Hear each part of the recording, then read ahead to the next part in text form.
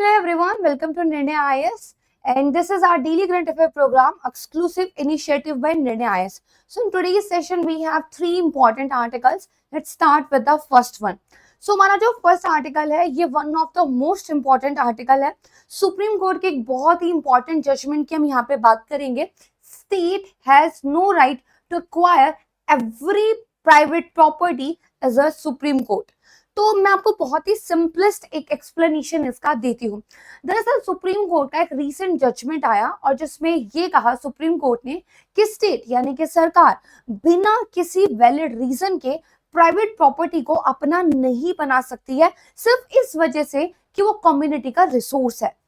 अगर हम बात करें तो यहाँ पे सुप्रीम कोर्ट ने एक बहुत अच्छा एक्चुअली एक कॉन्सेप्ट दिया है कि इंडियन इकोनॉमी के अंदर काफी सारे चेंजेस हुए हैं रिसेंट के कुछ डिकेड्स में.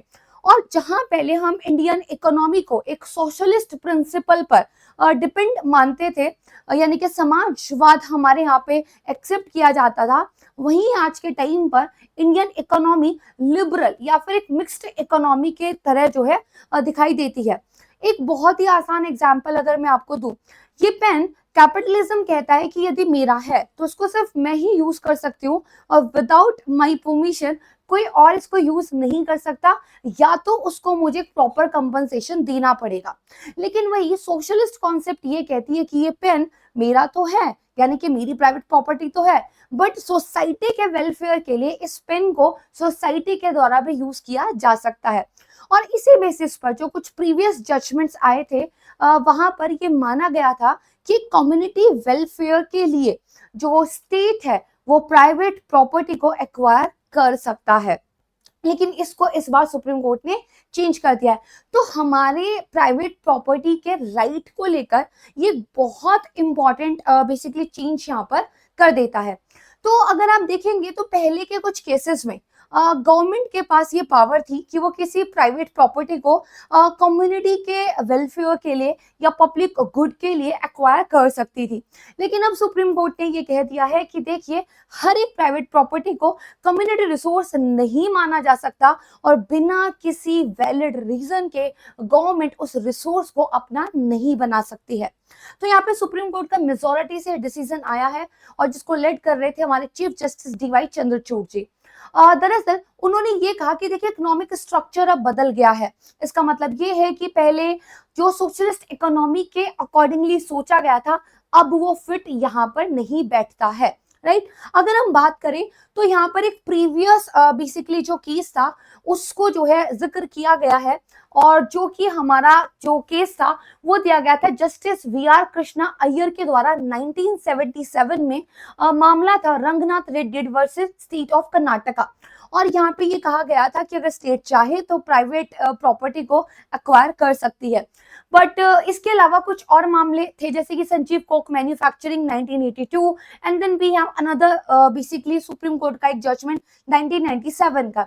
और इस सभी बेसिकली जो मामले हैं उनमें जो सोशलिस्ट बेसिकली एक अप्रोच है उसको जो है स्वीकार किया गया था. लेकिन इस बार सुप्रीम कोर्ट ने ये एक्सेप्ट किया है कि देखिए, बेसिकली अगर आप चाहो तो कम्युनिटी वेलफेयर के लिए या फिर पब्लिक गुड के लिए किसी भी प्राइवेट प्रॉपर्टी को एक्वायर अगर कर रहे हो, पहली बात तो वो कोई भी प्रॉपर्टी नहीं हो सकती. दूसरी बात, आपको कुछ वैलिड रीजंस देने पड़ेंगे. तीसरी बात, उस प्रॉपर्टी की कैरेक्टरिस्टिक्स कैसी हैं, उस प्रॉपर्टी का नेचर कैसा है, ये भी देखना पड़ेगा. एंड लास्टली, उस प्रॉपर्टी के लिए प्रॉपर कंपनसेशन का भी आपको ध्यान रखना पड़ेगा. एंड ऑल्सो कोई रिसोर्स कितनी ज्यादा रेयर है इसका भी यहाँ पे जो है ध्यान देना पड़ेगा. तो आइए थोड़ा सा हम राइट टू प्रॉपर्टी का जो हिस्टोरिकल बैकग्राउंड है उसकी बात कर लेते हैं. तो बेसिकली जो डिफरेंट कॉलोनियल लॉज थे वहां पे राइट टू प्रॉपर्टी को जो है एक तरीके से प्रोटेक्शन मिली हुई थी. हमारे कॉन्स्टिट्यूशन के आने के बाद राइट टू प्रॉपर्टी एक फंडामेंटल राइट हुआ करता था. एंड आपका article number 19 clause 1 sub clause F and साथ में आपका जो आर्टिकल नंबर 31 था ओरिजिनल कॉन्स्टिट्यूशन में, वो आपको right to property as a fundamental right देता था.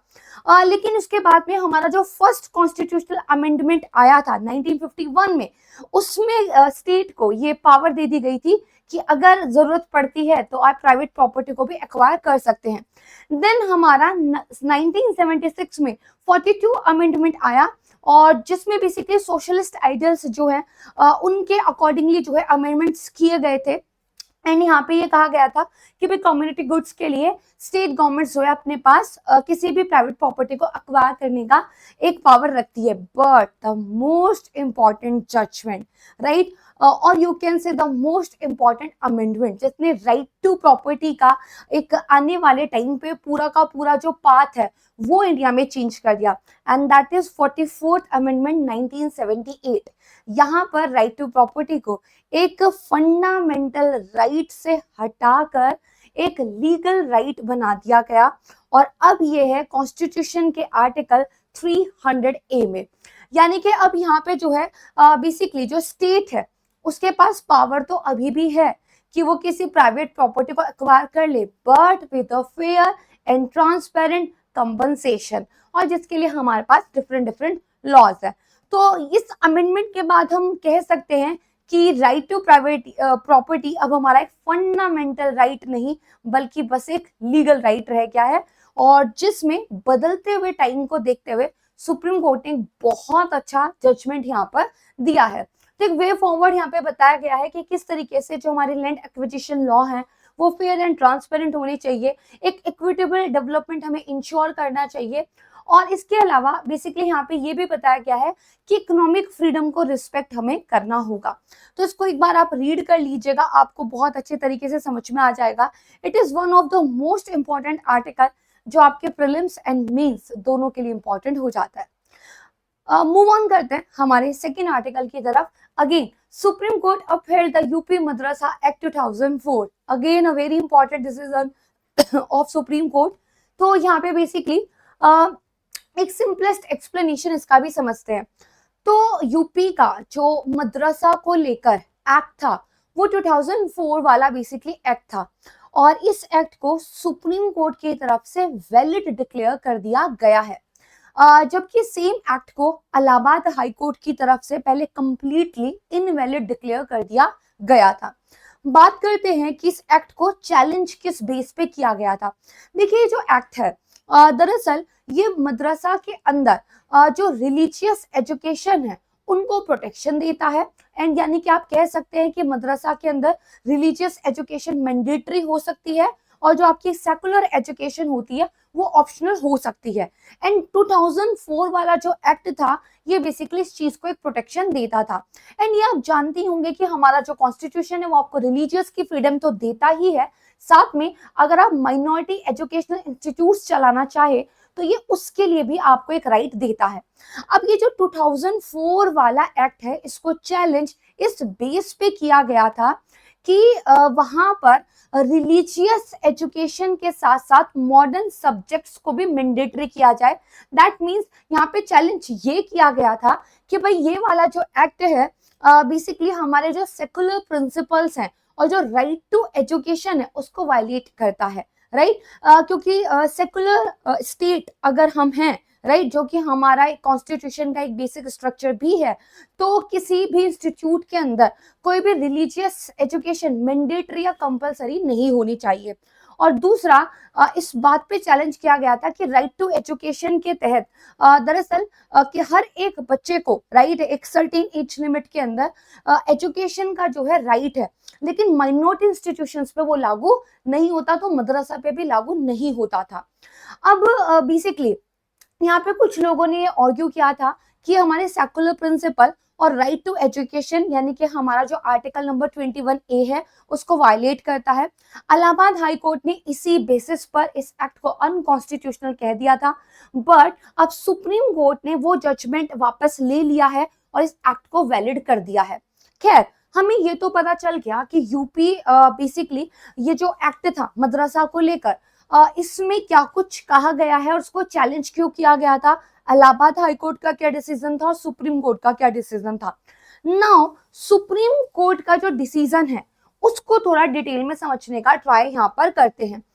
तो बेसिकली यहाँ पर सबसे पहली बात तो सुप्रीम कोर्ट ने ये कही कि किसी भी जनरल लॉ को या किसी भी नॉर्मल लॉ को आपके बेसिकली कॉन्स्टिट्यूशन के बेसिक स्ट्रक्चर को वायलेट करता है, इस बेस पर चैलेंज नहीं किया जा सकता, क्योंकि बेसिक स्ट्रक्चर का जो कॉन्सेप्ट है वो दरअसल कॉन्स्टिट्यूशनल अमेंडमेंट्स पे लागू होता है। देखिए, अगर आपकी गवर्नमेंट चाहे तो कॉन्स्टिट्यूशन में चेंज कर सकती है एक कॉन्स्टिट्यूशनल अमेंडमेंट एक्ट के थ्रू, लेकिन गवर्नमेंट्स पूरा का पूरा कॉन्स्टिट्यूशन ही ना बदल दे। इस वजह से केशवानंद भारती केस में एक जो है सुप्रीम कोर्ट की तरफ से आप कह सकते कॉन्सेप्ट लाया गया था कि भाई हमारे कॉन्स्टिट्यूशन का एक बेसिक स्ट्रक्चर होता है, कुछ प्रिंसिपल्स हैं जिनको आप किसी भी हालत में चेंज नहीं कर सकते। तो सुप्रीम कोर्ट ने क्लैरिफाई किया कि वो जो बेसिक स्ट्रक्चर का बेसिकली एक एलिमेंट है, उस पर आप किसी कॉन्स्टिट्यूशनल अमेंडमेंट को तो चैलेंज कर सकते हो, बट किसी नॉर्मल लॉ को नहीं। दूसरा, यहाँ पे सुप्रीम कोर्ट ने ये कहा कि देखिए, राइट टू एजुकेशन एक्ट जैसे लॉज अगर हम माइनॉरिटी इंस्टीट्यूशंस पे लागू करेंगे तो उनकी अपनी जो यूनिक आइडेंटिटी है, right, as a minority institution, वो बेसिकली यहाँ पे चेंज हो सकती है। That's why right to education में माइनॉरिटी इंस्टीट्यूशंस को एक फ्रीडम यहाँ पे दी गई है। तीसरा, सुप्रीम कोर्ट ने यहाँ पे ये कहा है कि देखिए, स्टेट अगर चाहे तो रेगुलेशन के लिए माइनॉरिटी इंस्टीट्यूशंस के अंदर इंटरवेंशन कर सकता है। करेक्ट। तो यहाँ पे उन्होंने ये कह दिया कि भाई देखो, कुछ बेसिकली अगर स्टेट गवर्नमेंट को प्रोविजंस ऐसे लगते हैं जो एजुकेशन के स्टैंडर्ड को और एडमिनिस्ट्रेशन को अडेयर करने के लिए मैंडेटरी है, तो स्टेट गवर्नमेंट की तरफ से वो किए जा सकते हैं। दैट्स वाई गवर्नमेंट ने ये एक्ट लाया था और ये just a regulatory act, right. अब यहाँ पे एक और इश्यू था, हायर एजुकेशन का इश्यू। आपको पता है कि आपकी कंट्री में जो यूनिवर्सिटी ग्रांट कमीशन है, यानी कि जो यूजीसी है, वही दरअसल जो है डिग्रीज यहाँ पे देता है। करेक्ट। लेकिन मद्रासा के अंदर हायर एजुकेशन की डिग्री भी जो है कई बार यहाँ पे जो है एक तरीके से दी जा रही थी।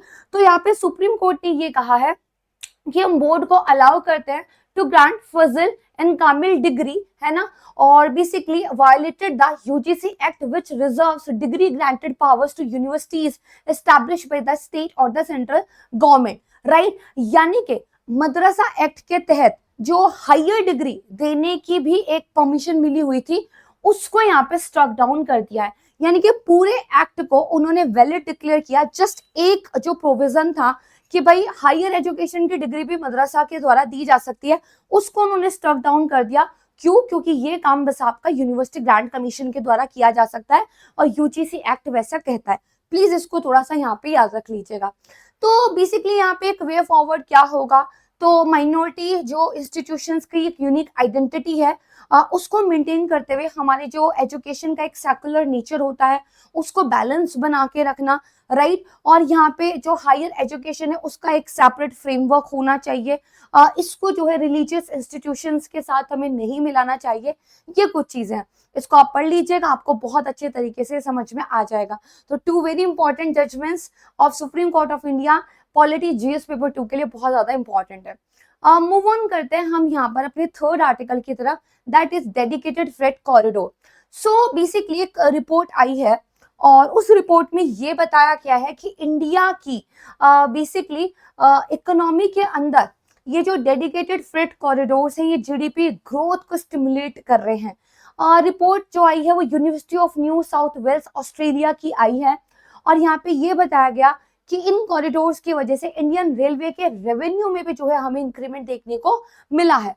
अगर हम बात करें डेडिकेटेड फ्रेट कॉरिडोर्स, ये होते क्या हैं, तो ये स्पेशल रेल कॉरिडोर्स बेसिकली आपके होते हैं जहां पर आप क्या करते हो कि डेडिकेटेडली इनको जो है बेसिकली जो आपका एक तरीके से कार्गो है, राइट, उसी के लिए बनाते हो। दैट मीन्स कि सिर्फ गुड्स को ट्रांसपोर्ट करने के लिए इन कॉरिडोर्स का यूज होता है। बहुत ही हाई कैपेसिटी के रूट होते हैं, फास्टर जो है ट्रांजिट यहाँ पे होता है और डबल स्टेक कंटेनर्स होते हैं, हैवी होल्ड ट्रेन्स भी जो है ये सपोर्ट करते हैं। अब इंडिया के अंदर कौन कौन से डेडिकेटेड फ्रेट कॉरिडोर्स है, पहला eastern dedicated freight corridor, right, ये बेसिकली यहाँ पे बिहार के सोननगर को पंजाब के साहिवाल से जोड़ता है। It's fully commissioned and completed. एक है वेस्टर्न डेडिकेटेड फ्रेट कॉरिडोर जो कि मुंबई के जवाहरलाल नेहरू पोर्ट टर्मिनल को उत्तर प्रदेश के दादरी से लिंक करता है। 93% ये कंप्लीट हो चुका है। Then we have some proposed dedicated freight corridor that is east coast corridor जो आपके बेसिकली खारगलपुर को विजयवाड़ा से कनेक्ट करेगा। Then we have east west sub corridor जो कि पहलगाम को बेसिकली दानकुनी से जोड़ेगा। And then we have some 2 more, right. तो उनको एक बार आप यहाँ पे देख लीजिएगा। हमें DFCs की जरूरत क्यों है, ये थोड़ा सा हमें पता होना चाहिए। सबसे पहली बात तो फास्टर ट्रांजिट यहाँ पे मिलता है, क्योंकि DFC का स्पीड और कैपेसिटी ज्यादा होता है, तो आपके जो गुड्स है वो जल्दी और एफिशिएंटली पहुंचते हैं। इकोनॉमिक इम्पैक्ट, स्टडीज ने ये दिखाया है कि GDP में इनका पॉजिटिव कंट्रीब्यूशन है और हमारे रेलवे के रेवेन्यू में भी इंक्रीज हुआ है। कोस्ट सेविंग, ये जो फ्रेट कॉरिडोर्स होते हैं इनकी कॉस्ट कम आती है, तो इसकी वजह से कमोडिटी के प्राइस पे भी पॉजिटिवली आपको इम्पैक्ट देखने को मिलता है, राइट। तो मतलब इन्फ्लेशन के लिए भी कहीं ना कहीं ये चीजें ठीक है। साथ में यहाँ पे ये बताया गया कि रिसेंटली जो हमारा रेल नेटवर्क है उस पर बर्डन ज्यादा है, तो उस बर्डन को हमें डाइवर्ट करना होगा टुवर्ड्स न्यू रूट्स, राइट। तो ये कुछ बेसिकली बेनिफिट्स हैं। यहाँ पे कुछ डाटा पॉइंट्स दिया गया है रिलेटेड, वो आप देख लीजिएगा। And yes, this is all about from my side. So this is our 10-minute current affair series, and within 10 minutes the most important current affair के news जो कि the Hindu, Indian express and PIB में आए होते हैं उनको हम cover करेंगे। जो डेली के करंट अफेयर होंगे उनको हम डेली ही कवर करेंगे। और इन PDFs को पाने के लिए डिस्क्रिप्शन बॉक्स में आपको एक लिंक दिया गया है जिस पर आप क्लिक करके इस प्रोग्राम को ज्वाइन कर सकते हैं। आपको आपके ईमेल और व्हाट्सएप पे आपका PDF मिल जाएगा। डेली बेसिस पे आपको ये क्लासेस मिलेंगी। एंड अगर आप किसी भी गवर्नमेंट एग्जाम की प्रिपरेशन कर रहे हैं तो these current affairs are very important for you. So consistently इन क्लासेस को आप रोजाना देखिए। If you have any doubt you can ask me in the comment section. And thank you so much everyone. See you tomorrow. गर्व से कहिए जय हिंद।